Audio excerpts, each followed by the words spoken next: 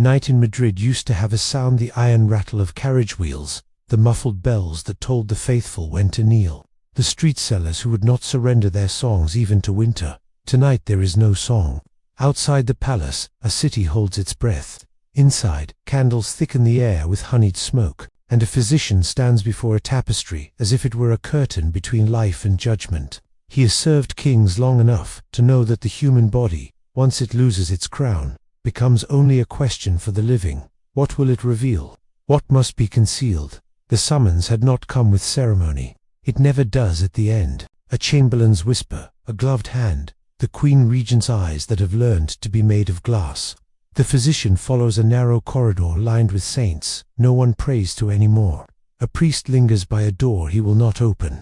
Protocol insists that death be spoken softly in a palisades. If manners could teach finality to behave itself, they usher him into the inner room. The bed is both battlefield and altar. The body upon it has ruled as if the private soul were the government, fear the treasury, and suspicion the law. The physician is not here to judge. His trade is not justice, but aftermath. He takes the tools he trusts, wines of preservation, linens that will not betray, the quiet, practiced hands that know what it means to be the last person who touches a king. There is a ritual to royal endings that no clerk dares to write. The candles are counted. The mirrors are veiled. A handful of courtiers hover like punctuation commas that delay a period that refuses to be placed. Somewhere beyond these walls, a nation negotiates with its grief. The physician negotiates with the truth. He has treated this sovereign for years, with the compassion of a craftsman who understands that bodies come to him already braided with history, dynasties, threaded into sinew, policy knotted into nerve. He remembers consultations carried out at hours that embarrassed the clock, the bitter scent of tinctures, the parade of learned men and cunning men who spoke the same language, but meant different worlds by the word cure. He remembers the secrecy, not the ordinary secrecy of palaces, but a heavier kind, the secrecy that deforms a room's geometry, that makes the floor feel tilted, that teaches doors to listen. He remembers how matters of intimacy became matters of state, and how the attempt to safeguard a lineage could bleed a treasury, muzzle a press, and exile a generation. On the bed is a man who taught Spain to whisper. He had inherited more than a throne. He inherited expectations that were older than the stones of Madrid, and a bloodline so tightly wound around itself that it rang like metal when struck. The physician has read the pamphlets that dared not speak plainly, and the prayers that tried to be knows that kings are never allowed to be merely ill. They must be allegories. When a monarch coughs, a province shivers. When a monarch fears, a century learns to be afraid. He sets to work. Piety and practicality make an odd duet as the priest and the doctor exchange the room between them.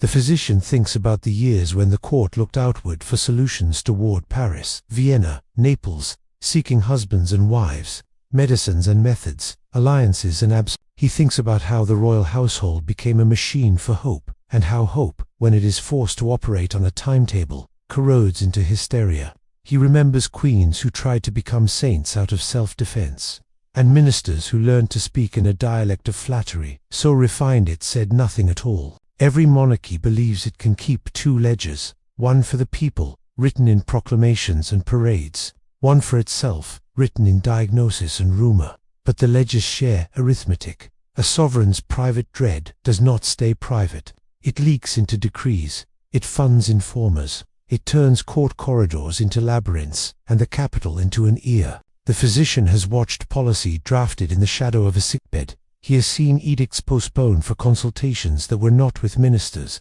He has watched the kingdom pay the price that biology presented at the palace door. Outside, the lamps look like planets too close to the earth. Inside, the Queen Regent composes her face into the expression that royalty learns in childhood, the solemn mask that tells a nation that order persists even when order has lost its pulse. She does not ask the physician what he has seen. He does not tell her what it means. They conspire in the only honest conspiracy that palaces permit, the conspiracy to survive the next hour. He thinks of the city. Madrid has learned to treat rumor as weather, barometric pressure measured by the tone of a guard's voice, a coming storm announced by the absence of a certain carriage in a certain square. In taverns, the names of generals and saints are invoked in the same breath. At market, a mother tightens her grip on a child as if the century itself might snatch her. Across the ocean, the last strands of empire have been fraying in silence, as if distance could make a wound forget to hurt. The physician has never set foot in the Americas, but in the king's pulse he has felt colonies go cold. There are details he will record only in the most elliptical of phrases. The age requires discretion, and discretion has become its own tyranny.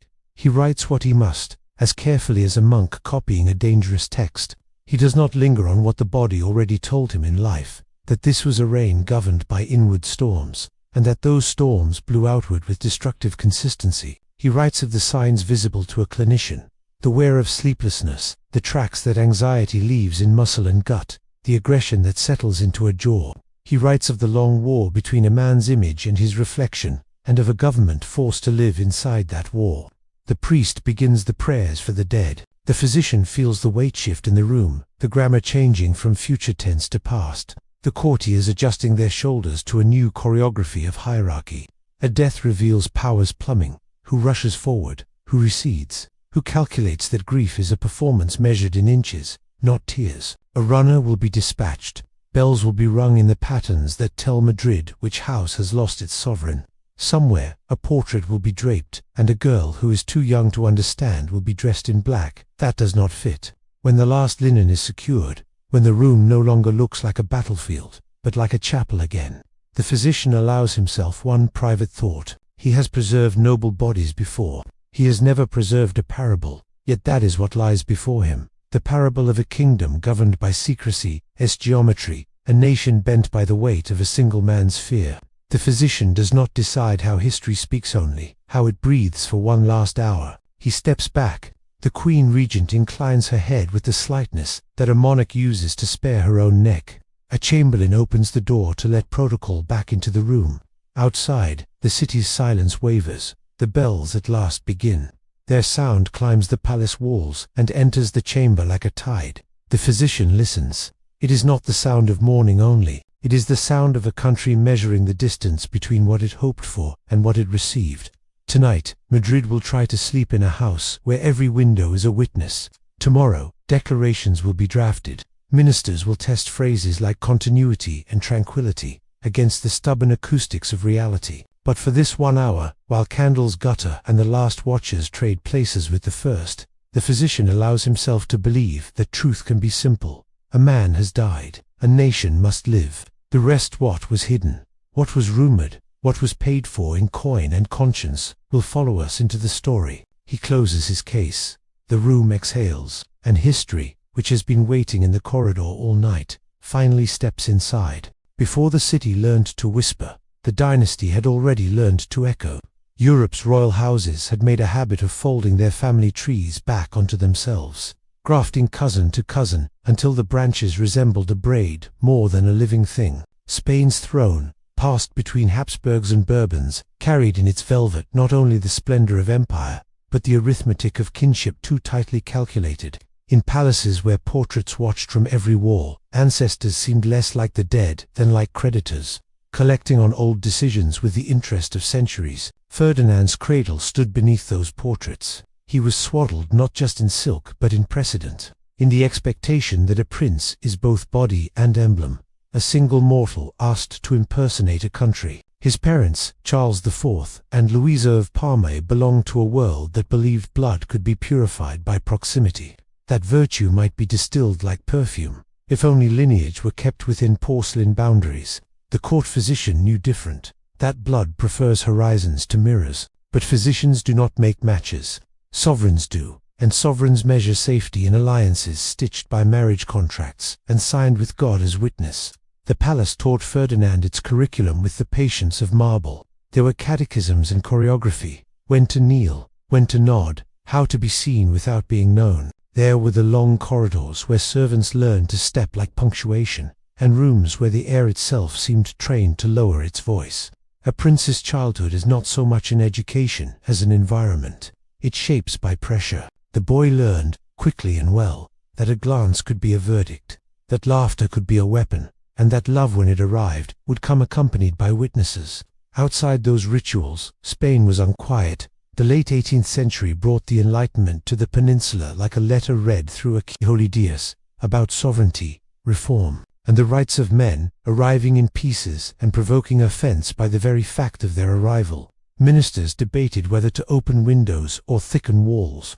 The crown flirted with modernity, the way a devout man eyes a forbidden book, admiring the binding, fearful of the text. And then, across the Pyrenees, revolution taught Europe to fear the future as if it were contagious. In Madrid, caution hardened into reflex. Within the royal family, caution took human form. Manuel Godoy, handsome, ascendant, indispensably useful, rose from guard to favorite with a speed that scandalized the old nobility and stabilized a throne that could not afford to blush. The court wrote sonnets about him when it was safe, jokes when it wasn't. For the young Ferdinand, Godoy was not only a minister but a mirror held too close, proof that power could be personal, that the king's weakness could be outsourced, that a mother's smile could be read like a treaty. Children in palaces do not merely overhear, they interpret. The prince learned that affection at court is not a feeling but a faction. The dynastic machine continued to hum. Tutors drilled Latin declensions and Christian doctrine, while etiquette sorted emotions into boxes and stacked them by rank. But a different lesson went untaught, and thus learned badly: how to carry one's own humanity without turning it into policy. The prince watched his father prefer the countryside to state papers, saw his mother bend the atmosphere of a room by entering it, and discovered that the world would always give him two readings of any event, official and actual. He became fluent in both. In this environment, bodies were never merely flesh. They were texts to be glossed by confessors and physicians, measured by tailors and the press. A monarch's gait could be read for legitimacy, a queen's complexion for fertility, a prince's posture for destiny. In such a culture, privacy is not a right but a rumor. Even health served two masters: the man who suffered and the state that claimed his suffering as a public matter. The physician, when he was called, was asked to treat symptoms and silence at once. Marriages were the state's favorite medicine. Europe wrapped its security in bridal lace, and Spain was no exception. The question of whom Ferdinand would wed became a problem to be solved at the level of map-making: Naples or Saxony, Portugal or some nearer cousin, each option a sentence in a paragraph about war and peace. But behind the vellum of treaties stood individuals with devotions and fears, with the right if not the freedom to hesitate. A princess raised on music and catechism might quail at a foreign language. A prince raised on deference might mistake silence for consent.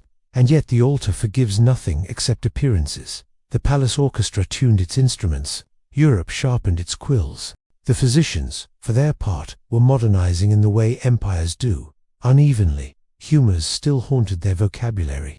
Microscopes, when they appeared, felt like instruments for interrogating God. Apothecaries kept drawers full of hope ground into powders. Surgeons were learning to wash their hands with something like conviction. Astrology had been recently evicted from the front door and still slipped in through private passages when prognosis grew inconvenient. In royal practice, science and superstition shook hands in the dark, and the bill was sent upstairs. Meanwhile, outside the capital, the empire's map was growing teeth marks. Across the Atlantic, viceroyalties had begun to dream in first person. Men who could quote Aristotle and load a musket were writing new names onto old territories. The Bourbon reforms that had tried to make administration more efficient had also made resentment more legible. The crown needed focus to navigate this unraveling. Focus was in short supply at a court where the private weather of a single household set the barometric pressure for policy. The prince grew into his roles without growing out of his watchfulness. In public, he perfected the expressions that royalty must learn: benevolent attention, patient gravity, the smile that suggests memory without promising affection. In private, he curated injuries the way collectors curate medals. He was not the first heir to practice the politics of grievance.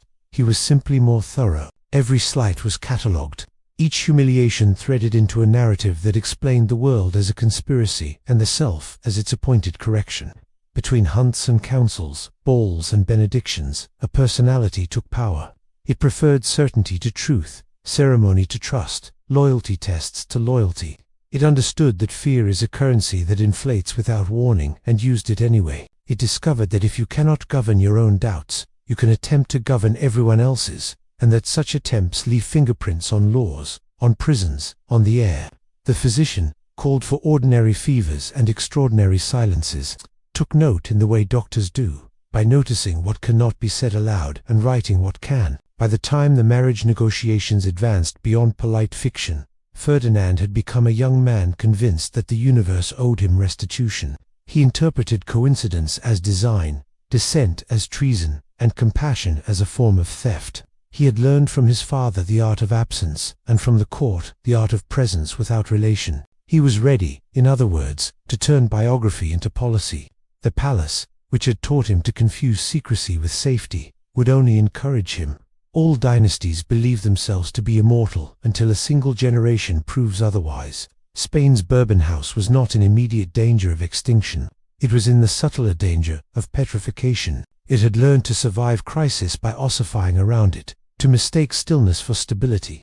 Ferdinand's emergence into politics offered not a thaw but a cold continuity. The burdens he carried, dynastic, cultural, personnel, did not break under their own weight. They pressed outward, seeking a shape large enough to accommodate them. A crown would do. When the betrothal papers were drafted, witnesses affixed their names with the satisfaction of officials who have escorted a problem to the border and handed it to another jurisdiction. Bells would ring, cannons would announce, poets would rhyme duty with destiny.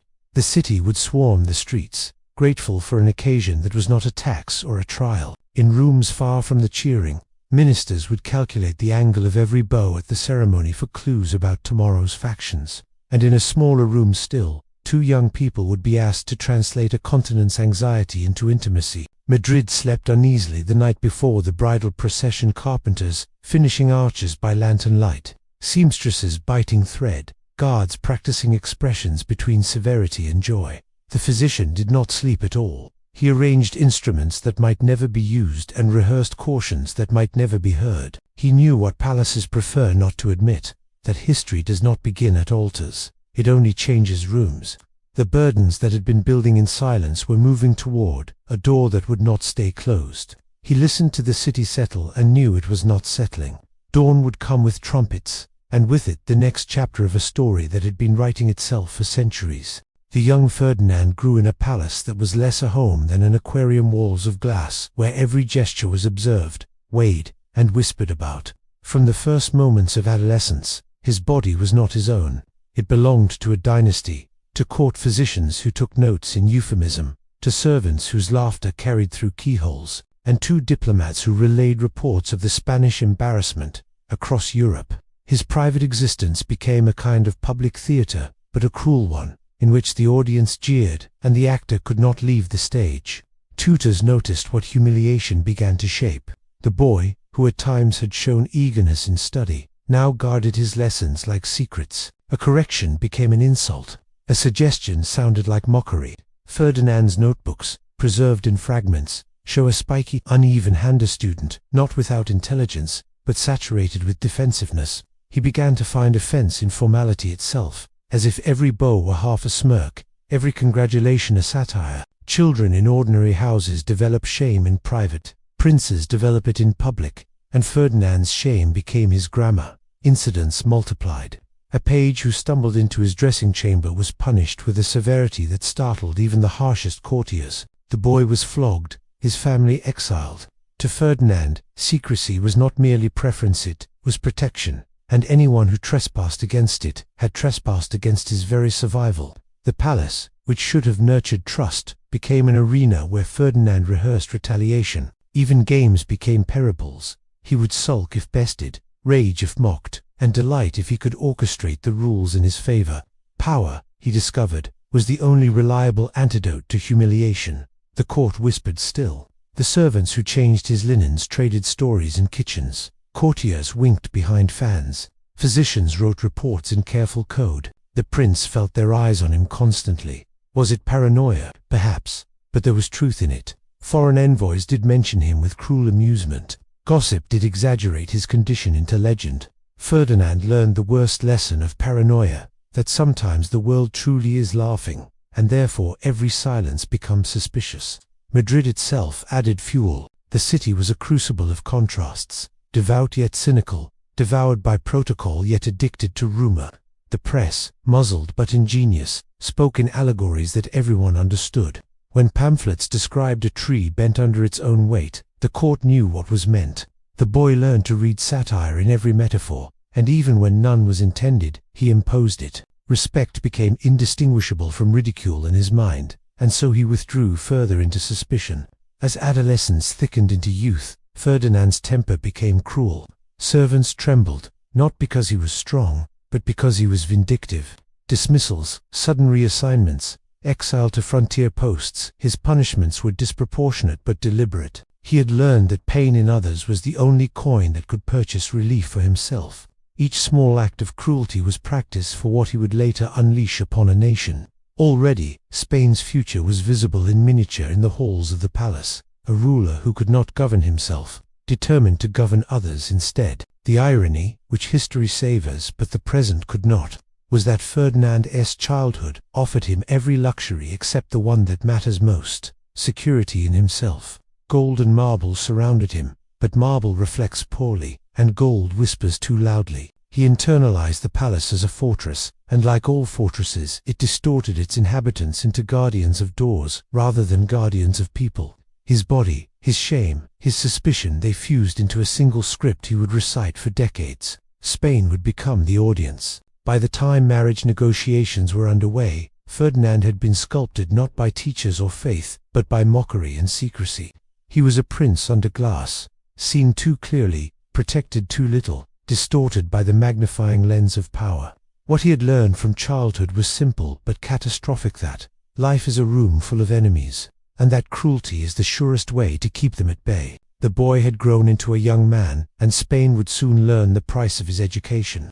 The royal body has always been a public property disguised as private flesh. In Ferdinand's Spain, it was a stage where medicine and magic collided, where physicians argued in Latin while alchemists muttered in secret tongues, and where every tincture was a promise not just to a man but to a monarchy. From the earliest signs that the heir's anatomy was marked by grotesque disproportion, the palace became a marketplace of solutions, each more desperate than the last. The physicians were the first to falter. Their reports, written in the measured tones of professionals who feared their words might outlive them, recorded unusual proportions and irregular growths without daring to describe them fully. These papers were locked away, marked not for history, but for secrecy. Yet within the palace corridors, knowledge leaks like perfume. Servants heard fragments, diplomats received whispers, and soon Madrid's taverns carried rumors that the prince bore a burden both comic and catastrophic. Into this breach came the charlatans.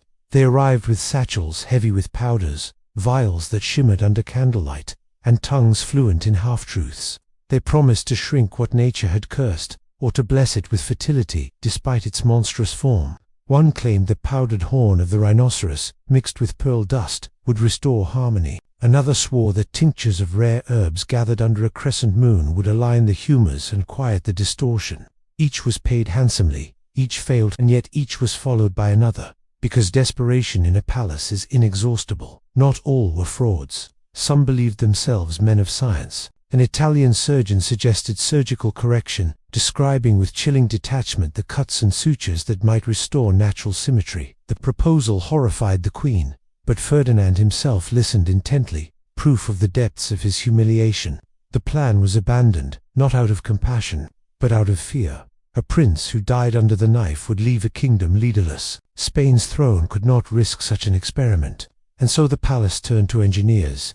Artisans were summoned under cover of darkness, told they were crafting cushions, supports, and contraptions for a king's comfort. Their workshops produced strange hybrids of medicine and machinery, leather straps, padded cradles, devices that resembled neither tools of healing nor instruments of pleasure, but something uncanny between the two.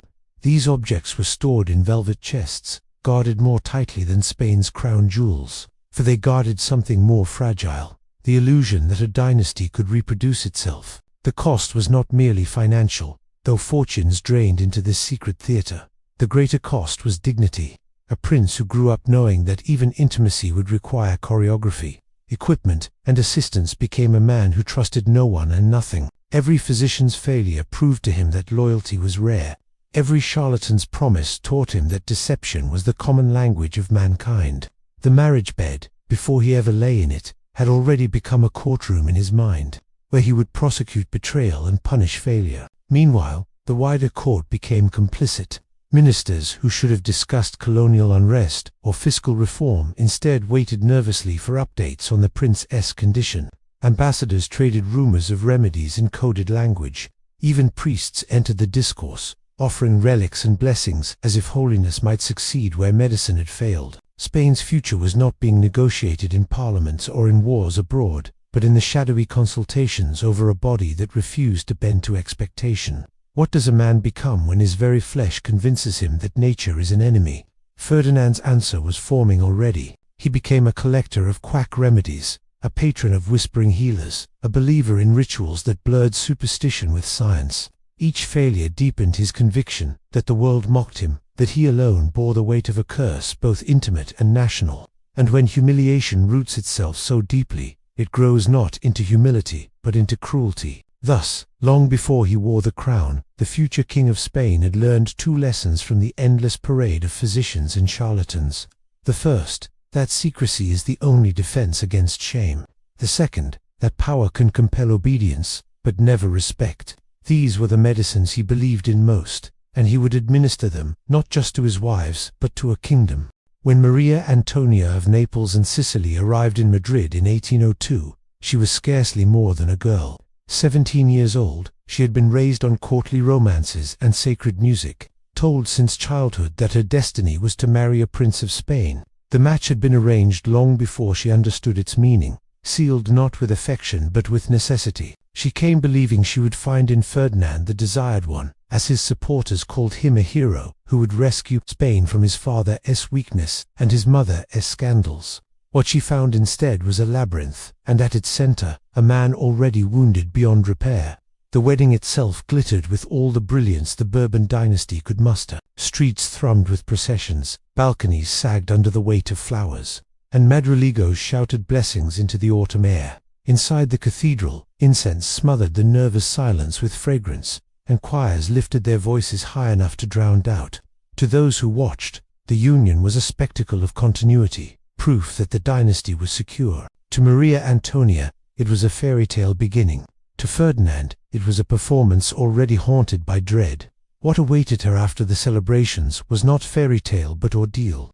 The first night exposed the cruel truth. The marriage bed had been prepared like an operating theatre. Cushions and devices designed by palace artisans were smuggled in under euphemism. Oils and tinctures were set beside the sheets. When the young bride glimpsed her husband unclothed, shock turned quickly to terror.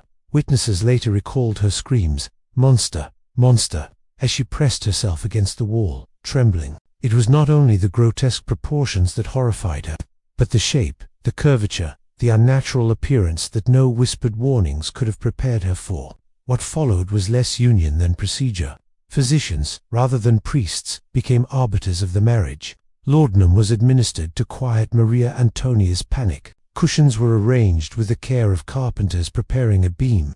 Servants hovered outside the chamber, listening to cries that belonged less to a bride than to a patient. From that night forward, intimacy would never mean closeness but compliance. The trauma was etched into both. Ferdinand, humiliated by her revulsion, hardened into cruelty. Maria Antonia, frightened and violated, sought escape in prayer, then in narcotics. Addiction became her armor.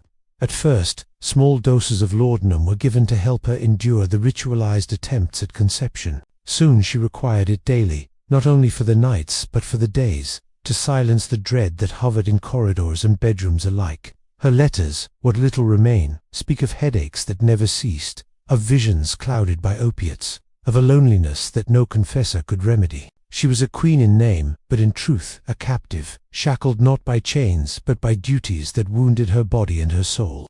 Pregnancies came to fragile sparks of hope in 1804 and 1805 and, each was extinguished with devastating cruelty. The first ended in miscarriage after 4 months, leaving her pale and trembling, convinced her own body had betrayed both husband and country. The second, nearly carried to term, ended in blood and agony so severe that it nearly claimed her life. That she survived was a miracle. That she wished she had not, an even greater tragedy. Court physicians spoke in polite evasions, blaming her delicate constitution. Privately, they admitted the truth. No woman could sustain the violence of such unions without grave cost. Ferdinand's response revealed the depth of his paranoia. Instead of compassion, he accused his wife of sabotage. He whispered that she took secret substances to prevent conception, that her disgust was treason, that she secretly despised Catholic duty. He accused her of liberal sympathizan, absurd charge, but one that fit his growing obsession that enemies lurked in every shadow, even in his marriage bed. Maria Antonia, devout and impressionable, began to believe it herself. She prayed longer, wept harder, begged forgiveness for sins she could not name. Her life became a rosary of guilt, each bead a reminder of her supposed failure. By 1807, she was a ghost of the girl who had stepped so brightly into Madrid. Laudanum stained her breath, paranoia stalked her footsteps. She drifted through the palace like a figure carved from candle smoke. When death came in May of that year, at only 21, the official cause was fever and delicate health. But those who had seen her knew the truth. She died of despair, her spirit broken by trauma, her body undone by drugs meant to dull unbearable nights. Even in death, she found no peace. Rumors spread immediately that she had been poisoned not by rivals, but by her husband himself, who had grown impatient with her failures. The sudden death of the palace apothecary, found lifeless only days later, deepened the suspicion. A letter was seized, never seen again, said to contain confessions of poisons or secrets of the king's deformity. Whether true or not, the whispers clung to Ferdinand's name like mildew. The funeral was somber, but within weeks, Ferdinand's thoughts turned already to new brides, new attempts, new instruments. Maria Antonia's body was lowered into earth, but her cries lingered in the palace halls, a warning no one heeded. She had been the first to pay the price of Spain's dynastic desperation, but not the last. Ferdinand himself carried something away from that marriage, something invisible yet corrosive, the conviction that women were obstacles rather than partners, enemies to be subdued rather than companions to be cherished. He had rehearsed cruelty in childhood. Now he perfected it in matrimony. The court, once again, colluded through silence, and a kingdom moved one step closer to being ruled, not by a king, but by a wound. By the time Maria Antonia's coffin settled into the earth, Ferdinand was no longer merely a grieving widower. He was a man sharpening his resentments into weapons. In the marble corridors of El Escorial, whispers gathered around him like moths to a candle. He was no longer mocked simply as a prince with an affliction. He was courted as a symbol, El Deseado, the desired one, by nobles and generals who despised the rule of his father Charles IV and his mother's ever-present favorite Manuel Godoy. The palace had become two cities layered atop one another. In the daylight city, courtiers bowed before Charles and obeyed Godoy's decrees. In the shadow city, doors closed softly and maps were unrolled by candlelight. Conspirators plotted a coup, not in the name of liberty, but in the name of a prince they believed could be molded to their ends. They mistook Ferdinand's bitterness for resolve, his paranoia for prudence. It was their fatal miscalculation. A man who trusts no one cannot be a partner, only a liability. Ferdinand played the role well enough. He allowed pamphlets to circulate proclaiming him Spain's hope. He let generals swear oaths in his name. He cultivated the image of a savior who would cleanse Spain of corruption. But the savior wore two faces. One, a mask for the public. The other, an inward scowl of suspicion that never faded. Behind closed doors he kept lists of those who supported him, ready to burn them if fortune shifted. For Ferdinand, loyalty was only useful as long as it was disposable. In 1807, the El Escorial conspiracy came to light. Court agents intercepted letters, uncovered meetings, and unmasked Ferdinand's collusion with Napoleon Bonaparte himself. The irony was searing. While nobles saw him as a champion of Spain, Ferdinand was whispering with the French emperor who had already bent half of Europe to his will.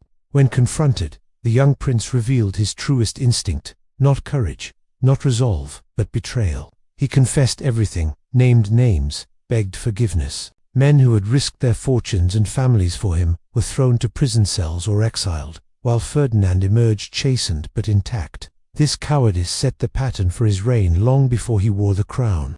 To Ferdinand, people were never comrades, only tools to be discarded when dull. His betrayal poisoned even his allies' victories. They saw in him not a leader, but a liability they must endure.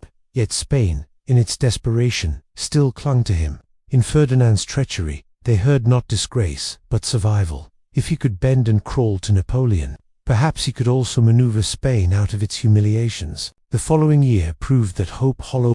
In 1808, Napoleon marched into Spain under the pretext of aiding the Bourbon throne. Instead, he seized it. Charles IV abdicated. Ferdinand briefly claimed the crown, only to be summoned to Bayonne like a schoolboy called to the headmaster. There, under the pressure of French soldiers and Bonaparte's cold gaze, Ferdinand handed Spain's crown to a foreign dynasty.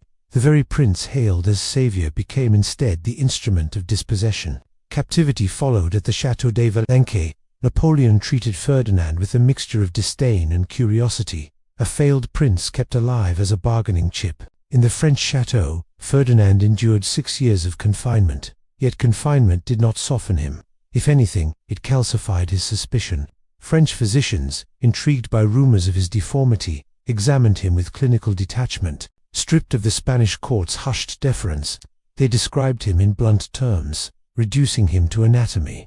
2 medical diagrams that would circulate quietly among Europe's scientific circles. For Ferdinand, humiliation became scientific fact, archived in ink and observation. Outside his walls, Spain bled. Guerrilla fighters waged savage resistance against French occupation, villages burned, and empires toppled across the Atlantic. From Mexico to Buenos Aires, colonies seized their chance for independence, striking at a crown whose monarch languished in foreign custody.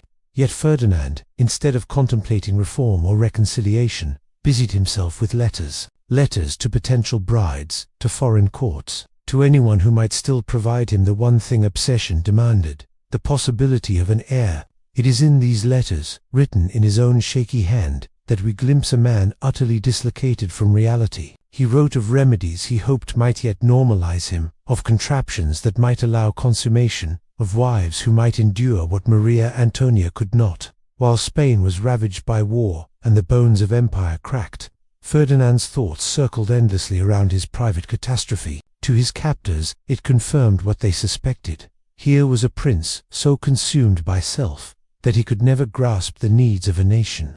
And yet when the tide of war turned and French power faltered, Spain called him back. The same Ferdinand who had betrayed conspirators, who had surrendered to Napoleon, who had languished in self-absorption.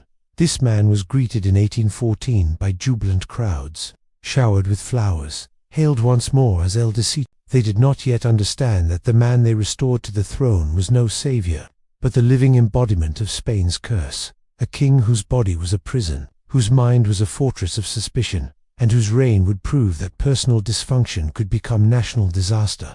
When Ferdinand returned to Spain in 1814, it was as if a miracle had stepped off a carriage.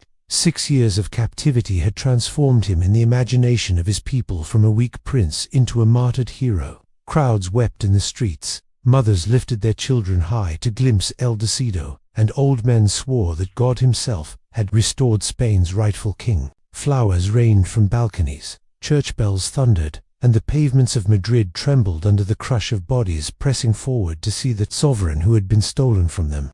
Yet miracles are often illusions, and illusions can be crueler than the truth. The Ferdinand who re-entered Madrid was not a savior forged in exile, but the same fearful, suspicious man who had betrayed allies at El Escorial and bent before Napoleon at Bayonne. What captivity had given him was not wisdom, but a deeper conviction that secrecy was safety and that betrayal was the surest form of survival. Spain greeted him with jubilation. He greeted Spain with mistrust. The first weeks of his reign revealed everything. Instead of embracing the liberal constitution of 1812, drafted in during his absence and hailed as a beacon of Spanish renewal, Ferdinand tore it apart. Deputies who had risked their lives to defend Spain's liberty were arrested, exiled, or executed. The Cortes dissolved. The promise of constitutional monarchy was replaced overnight by the most absolute of absolutisms. The message was clear. Ferdinand's return did not mean Spain's resurrection. It meant Spain's regression. He restored the Inquisition, an institution that much of Europe had already abandoned as a relic of darker centuries. Trials once more silenced dissent. Whispers once more condemned men and women to the stake of suspicion. Secret police multiplied in the capital, and informers found their trade as profitable as smugglers. Madrid became a city of cautious conversations, where families lowered their voices even at dinner, fearful that servants might carry words to ears too powerful to ignore. The air of paranoia Ferdinand had cultivated in his private life now swelled outward, enveloping the entire kingdom. The irony was devastating. While Spain's colonies across the Atlantic fought for independence, citing Ferdinand's tyranny as proof that Bourbon rule was cursed, the king himself spent his energies building labyrinths of surveillance within his own palace. Ministers arrived to discuss military campaigns, only to find their meetings postponed, because the king was consulting physicians about his private affliction. Spain's empire was cracking, yet the man meant to hold it together allowed his court to revolve around cushions, concoctions, and the silence of terrified physicians. The treasury, already bled by war, was now drained further by Ferdinand's obsessions. Fortunes were squandered on elaborate security measures, new networks of informants, hidden passages carved into palace walls, rooms filled with contraptions designed to preserve both his dignity and his secrecy. Craftsmen were bribed into silence with heavy purses, then watched by guards to ensure their loyalty. In the countryside, peasants groaned under taxes that funded neither relief nor reform, but a monarch's fear of mockery. And yet, for a moment, the people endured. They had dreamed too long of their king's return to abandon him quickly. Hope is resilient, even when misplaced. But as the years passed, and the ominous decade dragged on, illusions curdled into bitterness. Farmers starved while Madrid polished its ceremonies. Soldiers muttered in taverns about why they fought rebels abroad while corruption feasted at home. Writers fled into exile, carrying with them pamphlets that denounced Ferdinand's Spain as a graveyard of liberty. In the palace, however, Ferdinand felt only confirmation of what he had always believed, that the world was against him. That betrayal was inevitable, that survival required iron hands and silenced tongues. The paranoia that had once destroyed servants now metastasized into state policy. Lists of enemies grew longer, punishments grew harsher. Trust became a currency no one dared spend. The restoration of Ferdinand VII was meant to be a national resurrection. Instead, it became a national relapse. Spain, exhausted by invasion and desperate for hope, had resurrected not a savior, but a spectre. The jubilant flowers of 1814 had long since withered by the time the truth became undeniable. The king Spain had desired was the king Spain could least endure. If Ferdinand's return to Spain had been draped in flowers, his second marriage was veiled in dread. In 1816, the new queen arrived. Maria Isabel of Portugal, cousin once again, as dynastic logic demanded. She was 19, bright with the naive hope of youth, and burdened with the knowledge that her duty was not to find happiness, but to give Spain an heir. Her dowry was expectation, her bridal veil, obligation. The wedding itself was staged with operatic grandeur. Trumpets blared, choirs soared, and dignitaries paraded through Madrid's avenues, declaring the union a triumph of Bourbon and Braganza. But beneath the pageantry, courtiers whispered. They knew what Maria Isabel could not yet know, that she was stepping not into marriage, but into a kind of experimental ordeal designed by artisans, physicians, and a king whose desperation had grown more monstrous with each passing year. The wedding night was a disaster. Despite weeks of preparations, consultations with foreign physicians, shipments of special oils, and new devices commissioned in secrecy, the moment proved as impossible as it had always been. The screams that echoed down the palace corridors that night were not the cries of passion, but of terror. Servants who cleaned the chamber the next morning spoke of blood-stained sheets and splintered furniture, evidence of a struggle that resembled torture more than union. Maria Isabel never recovered. Her ladies-in-waiting reported that she began to stutter, her voice faltering whenever the king entered a room. She startled at sudden noises, woke in the night with cries that rattled the gilded doors, and clutched rosaries until the beads dug into her palms. Physicians described her nervous afflictions with the cold detachment of men accustomed to cataloguing despair. Today, we would call it trauma. Ferdinand, incapable of empathy, interpreted her fear as insult. Her trembling confirmed his darkest suspicions, that everyone, even his wife, was mocking him. He ordered her correspondence intercepted, her food tested for poison, her chambers searched for evidence of conspiracy. The queen's terror became self-perpetuating. The more she feared him, the more he believed she conspired against him. What began as marital tragedy metastasized into a court-wide psychosis. Soon the entire palace became infected by Ferdinand's paranoia. Servants moved with exaggerated caution, careful never to laugh within earshot. Guards were rotated constantly, lest familiarity breed betrayal. Ministers learned to phrase their reports in circular language, saying nothing that could be turned against them. Even celebrations were muted, for any excessive joy might be read as secret mockery of the king's misfortune. Madrid, once a capital of ceremony, became a capital of surveillance, and the world beyond Madrid was watching. Diplomats carried reports of the Spanish queen's condition back to their courts. Rumors spread in Paris and Vienna that the King of Spain turned his marital bed into a theater for physicians, that queens were not wives but patients, and that Spain itself was ruled by a man whose body was an empire's humiliation. Satirical sketches circulated discreetly, depicting Ferdinand as a figure of ridicule, an emperor in name, but a prisoner of his own flesh. Spain's diplomatic reputation crumbled. Alliances hesitated. Potential marriages for his relatives dissolved before negotiations could begin. Maria Isabel, meanwhile, withered. She ate little, lost weight, and developed a 1,000-yard stare that frightened her attendants more than her outbursts ever had. On some nights, she was seen wandering her chambers, muttering prayers to saints for deliverance. On others, she curled beneath blankets, refusing to rise until the sun forced its way in. She was a queen in name only, a ghost trapped in brocade, awaiting the inevitable end. It came in 1818. The official diagnosis was nervous exhaustion, a vague phrase that concealed more than it revealed. Whispers suggested something darker, that the queen had sought escape through quiet forms of self-harm, hastening her own death in the only way left to her. Her confessor claimed her final words were a prayer of gratitude for her approaching liberation.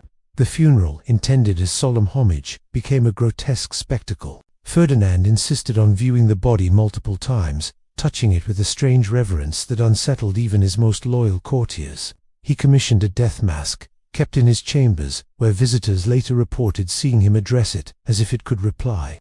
Grief, in Ferdinand's hands, always curdled into possession. Even in death, Maria Isabel was not free from him. Her passing confirmed to Europe what Spain had already whispered, that to marry Ferdinand was to enter a death sentence. Princesses in distant courts, once candidates for alliance, now recoiled at the thought. Parents weighed dynastic advantage against the risk of seeing their daughters broken, and many chose silence instead of negotiation. Ferdinand's obsession had become not only a private catastrophe, but a diplomatic liability, isolating Spain further at the very moment it needed allies most. The palace corridors, once vibrant with processions and songs, now echoed with a silence heavy as stone. 2 queens had entered them in less than 2 decades, and both had left in coffins. For Ferdinand, the lesson was not humility or remorse. It was confirmation of what he had always believed, that everyone failed him, that every wife was an enemy, that the universe conspired against his lineage. For Spain, the cost was even greater. A monarchy rotting from within, a court of fear presiding over a kingdom already bleeding out abroad. Maria Isabel's ghost joined Maria Antonia's in the whispered history of the palace. Warnings no one heeded. Ferdinand was still young enough to seek another bride, and Spain was still too desperate, or too blind, to stop him. If Maria Isabel's marriage had ended in blood and silence, Ferdinand's third offered the illusion of method. In 1819, Maria Josepha Amalia of Saxony arrived in Madrid, 24 years old, neither naive nor unprepared. Her family, pressed by financial strain, accepted the match that other courts rejected, though not without sending their daughter armed with knowledge. Unlike her predecessors, Maria Josepha had been briefed in detail about the peculiarities of her future husband. She carried with her not only a dowry, but a personal physician trained in difficult unions, a trunk of medical devices, and a will hardened by duty. From the first, she approached her marriage less as romance than as an experiment. Where Maria Antonia had screamed and Maria Isabel had trembled, Maria Josepha observed. She took notes. She treated her conjugal obligations like appointments, recording times, procedures, and results with the precision of a scientist. To her, Ferdinand was less husband than patient, her own body less sanctuary than instrument. In a palace ruled by secrecy, her clinical detachment seemed almost revolutionary, yet it was also profoundly tragic. The Queen's attitude unsettled Ferdinand. He interpreted her composure as mockery, her patience as coldness, her meticulous records as espionage. His paranoia, already sharpened by years of humiliation, now convinced him that Maria Josepha was documenting his condition for foreign courts. Every letter she wrote to Saxony he imagined as a coded report, every prayer she murmured as a signal to invisible enemies. He placed spies among her attendants, intercepted her correspondence, and interrogated her physician until the poor man lived in perpetual dread of arrest. And yet, for a brief and fragile moment, hope flickered. After 10 years of meticulous attempts, Maria Josefa conceived. The court erupted in jubilation. Madrid's bells tolled as if announcing a victory, and Europe leaned in to watch the miracle unfold. Pamphlets proclaimed that God had blessed the marriage, that Spain's curse was finally lifted. Ferdinand, buoyed by euphoria, prayed with tears streaming down his cheeks, convinced that his dynasty had at last been rescued. But joy has a way of mocking Ferdinand. In the 7th month, complications began. Physicians diagnosed a disturbance of the womb. Modern medicine would call it placental abruption. Amid the confusion, Ferdinand's demands derailed the treatment. He insisted on consulting astrologers, mystics, and apothecaries alongside trained doctors, refusing to allow one course of action before another had been tried. The Queen, caught between chants of incense and the fumbling hands of surgeons, suffered as her body betrayed her. On May 18, 1829, she went into premature labor. The birth was harrowing. Ferdinand, obsessed with being present, crowded the chamber, shouting orders he did not understand. The child, a daughter, breathed for only a few hours before slipping away. Maria Josefa survived the delivery, but barely. Infection, despair, and exhaustion consumed her over the following weeks. 3 weeks later, she was dead. The palace reeled. 3 queens had entered Ferdinand's life. 3 had left it in coffins. To Europe, it was no longer tragedy but pattern. To Spain, it was curse. Whispers circulated that the king's bed was less nuptial than sepulchral, that to marry him was to marry death. Diplomats wrote home in tones of disbelief. How could Spain still pin its survival on a man whose wives perished one by one? Ferdinand's grief twisted into grotesquerie. He refused to bury mother or child for days, insisting physicians continue their efforts, demanding impossible resurrections. The palace filled with the stench of decay, while courtiers held their handkerchiefs and murmured prayers. When at last he consented to burial, he commissioned death masks of both wife and daughter, which he displayed in his private chambers beside those of Maria Antonia and Maria Isabel. Visitors whispered that he conversed with them, muttering apologies or accusations, as if the dead might answer. Politically, Spain staggered. The American colonies had declared independence, one after another, taking with them the wealth that had sustained the crown. The treasury bled, the army muttered of mutiny, and the people starved. Yet their king, instead of attending to empire, obsessed over cushions and concoctions, over failures of the bedchamber rather than failures of the battlefield. Cabinet meetings were postponed when his moods grew black, decrees delayed when he demanded new remedies. A kingdom unraveled while its monarch stared at plaster faces of the dead. Maria Josefa's legacy was not a child, but a void and emptiness that echoed through Spain's diplomacy, its dynastic future, and Ferdinand's mind. She had entered her marriage with science and endurance, believing discipline might succeed where passion and fear had failed. Instead, she was consumed like the others. Another note in a dirge that history would remember less as romance than as pathology. By the time her coffin was sealed, even Ferdinand's most loyal courtiers understood that the king's private curse had become Spain's public ruin. His reign was no longer simply tyrannical, it was haunted, a theatre of grief that consumed queens, squandered empire, and left a kingdom ruled by a man who could not master even himself. Spain in 1829 was desperate. 3 queens had been buried in as many decades, colonies across the ocean were lost, and the empire's crown looked less like gold than rust. Ministers and generals whispered of instability, and Europe watched like vultures circling a wounded animal. Ferdinand, by then 45 and prematurely aged by paranoia, grief, and obsession, still lacked the one thing a dynasty requires: a living heir.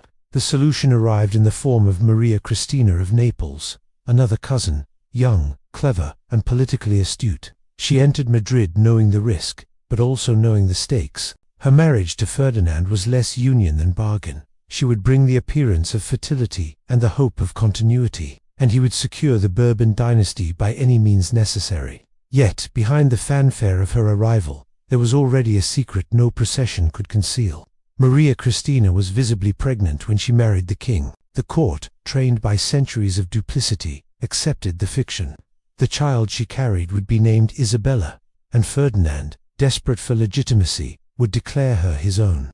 The fiction was necessary, perhaps even merciful, for to admit the truth would mean civil war. Spain's succession could not endure uncertainty. The monarchy's survival depended on a lie whispered loudly enough to be believed. At first, Ferdinand embraced the charade with relief. He adored the infant Isabella when she arrived in 1830, cradling her with a tenderness his wives had never known from him. But his love was laced with torment. In the child's face he searched for himself, squinting at the curve of her nose, the set of her eyes, the shape of her hands. He summoned artists to paint her likeness at every stage of infancy, then compared the canvases obsessively to portraits of himself, and to the men who had once lingered too near Maria Cristina in Naples. Every resemblance he imagined became a dagger. Isabella was his salvation and his humiliation, both at once.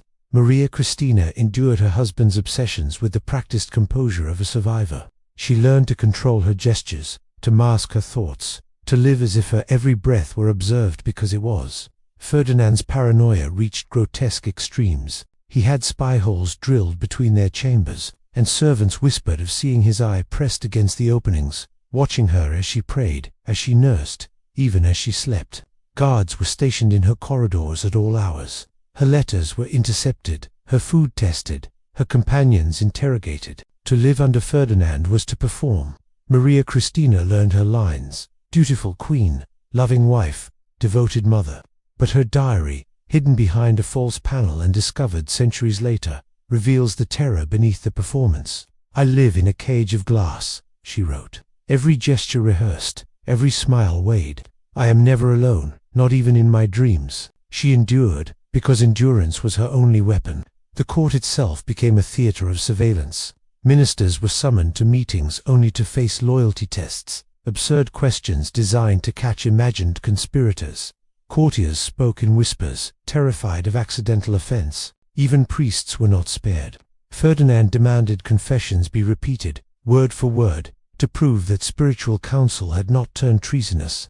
Spain's politics shrank to the scale of Ferdinand's paranoia. What should have been a kingdom became a household drama, its fate bound to a man's fear of laughter and a woman's careful silence. Outside, Spain crumbled. The loss of the Americas left the treasury hollow, and revolts simmered in cities and countryside alike. European powers questioned whether Spain could be trusted as an ally when its king was consumed by private demons. Revolutionaries published pamphlets mocking Ferdinand as impotent in body and in rule, a tyrant whose bedchamber failures mirrored his political collapse. The ridicule spread faster than decrees, carried by exiles across Europe. Maria Cristina's position was unenviable. She was mother to the heir, but also prisoner to the king's obsessions. She balanced survival with strategy, knowing that Isabella's future and Spain's depended on her ability to placate Ferdinand without provoking him. She played the role of loyal consort so convincingly that even her enemies admired her composure. Yet beneath the performance, she was a woman under siege, forced to share her life with a man who trusted nothing, not even the child who bore his name. For Ferdinand, Isabella was both triumph and torment. She secured the succession, but she also mocked him, a daily reminder of the failure he could never escape. He adored her with an intensity that frightened observers, holding her for hours, staring at her as if she might confess the secret of her birth. At times he kissed her cheeks with tears streaming down his face. At others he hurled accusations at Maria Cristina, convinced the child's features betrayed him. Isabella grew up in a nursery shadowed by suspicion, her lullabies interrupted by the arguments of parents at war over truth itself. The irony was brutal. The heir Ferdinand had longed for, the child who might stabilize Spain, became the very embodiment of his paranoia. In trying to preserve his dynasty, he had ensured its future would be born in doubt. And in that doubt, Spain's next crisis was already germinating. By the early 1830s, the palace was less a court than a mausoleum of broken queens and a theater of suspicion. Ferdinand, frail but still consumed by obsession, spent his days surrounded by the relics of the dead, masks of his first 3 wives, medical devices rusting in their boxes, and portraits of Isabella scrutinized like sacred texts. Spain looked to him for leadership. He looked to shadows for enemies. The question of Isabella's legitimacy, whispered in corridors, debated in salons, feared in ministries, was no longer a private matter. It was the question upon which the future of Spain would turn. By 1833, Ferdinand's body was collapsing under the weight of his own fears. He suffered from gout so severe that his feet swelled like grotesque emblems of immobility, from tremors that rattled the ink across his decrees, from insomnia that made him pace palace corridors like a restless phantom. His speeches grew rambling, half accusations, half delirium, punctuated by sudden references to conspiracies that existed only in his imagination. To ministers, he seemed already half gone, a man hollowed out by suspicion long before death arrived to claim him. When the end came, it was quiet, almost anticlimactic. After decades of theatrical paranoia, of queens driven to coffins, and courtiers driven into exile, Ferdinand died not with a bang of conspiracy, but with the sigh of exhaustion. The official cause was listed as gout, but physicians whispered that no single malady could explain it. His was a body and mind undone by decades of humiliation, secrecy, and the violence of shame turned inward. What followed was stranger still. In the chamber of death, physicians gathered not merely to record the passing of a king, but to preserve a secret. They had spent decades attending to his affliction, inventing devices, writing reports in coded Latin, swearing oaths of silence. Now, in death, they confronted the very thing that had defined his reign as surely as his decrees, the grotesque anatomy that had warped his marriages, his politics, and his legacy. The autopsy revealed what rumor had long exaggerated: an organ monstrously large, deformed, scarred by years of failed remedies and crude self-surgeries, a body at war with itself. The findings were too volatile to release, too dangerous to record in open registers. The physicians consigned them instead to secret archives, sealed within Vatican vaults, as if Spain's shame could be hidden in holy stone. But death masks could not disguise the truth that Spain itself bore. A monarchy fractured, a nation humiliated. Ferdinand left behind Isabella II, a child queen not yet 3 years old, her legitimacy questioned by half of Spain and denied outright by his brother Don Carlos. The Carlist Wars ignited almost immediately, tearing the kingdom into factions. Inheritance, once meant to secure continuity, had instead delivered chaos. His obsession with an heir had not preserved the dynasty, it had plunged it into civil war. The irony was bitter. Ferdinand had ruled with cruelty in public and despair in private, all to ensure the survival of a line that his very dysfunction had He had restored the Inquisition, censored the press, purged liberals, and squandered a treasury not to govern Spain, but to govern his own shame. He had treated wives as instruments, subjects as conspirators, allies as traitors. The cost was counted not only in 3 queens' coffins, but in colonies lost, economies ruined, and revolts fed by despair. Yet history has its own cruelty. Ferdinand achieved a kind of immortality, but not the kind he sought. He is remembered not as the savior Spain called El Deseado, but as one of Europe's most catastrophic monarchs, his name synonymous with paranoia, cruelty, and grotesquerie. His reign became a parable whispered by historians, how the private deformity of one man, magnified by the machinery of monarchy, could deform an entire nation. The physician who preserved the body that night in 1834 must have felt the irony in his bones. He was not simply preserving flesh, he was preserving an allegory. The twisted organ sealed in archives became a monument not of virility but of dysfunction, not of legacy but of ruin.